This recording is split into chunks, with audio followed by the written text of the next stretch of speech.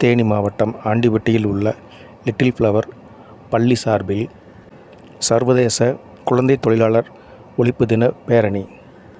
சர்வதேச குழந்தை தொழிலாளர் ஒழிப்பு தினம் இன்று உலகம் முழுவதும் கடைபிடிக்கப்பட்டு வருகிறது.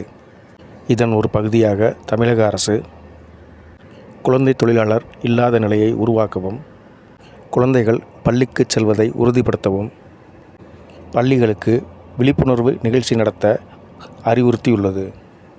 இந்த நிலையில் ஆண்டிபட்டி கொண்டமநாயக்கம்பட்டி பகுதியில் இயங்கி வரும் லிட்டில் ஃப்ளவர் பள்ளி மற்றும் CBSE மாணவர்கள் சார்பாக குழந்தை தொழிலாளர் ஒழிப்பு தின பேரணி நடைபெற்றது. பள்ளி தாளாளர் ஹென்றி அருளானந்தம், செயலர் தமயந்தி தலைமை தாங்கி கொடியசைத்து பேரணியை துவக்கி வைத்தனர். பள்ளி மாணவ மாணவிகள் பங்கேற்ற இப்பேரணி கொண்டமநாயக்கன்பட்டியிலிருந்து தேனி சாலை வழியாக வந்து ஆண்டிபட்டி பேருந்து நிலையத்தில் முடிவடைந்தது. பேரணியில் மாணவர்கள் குழந்தை தொழிலாளர் ஒழிப்பை வலியுறுத்தும் விதமாக பதாதைகளை ஏந்தி கோஷங்களை எழுப்பியவாறு வந்தனர். விழா நிறைவில் பள்ளி முதல்வர் உமா மகேஸ்வரி மற்றும் லதா ஆகியோர் சிறப்புரையாற்றினர்.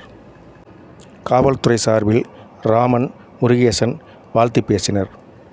பள்ளி நிர்வாகி மேத்யூ ஜோயல் தலைமையில் ஆசிரியர்கள் பூமா, ராகினி, திவ்யா, பாண்டிச்செல்வி, கவிதா உள்பட ஆசிரியர்கள் விழா ஏற்பாடினை செய்திருந்தனர்.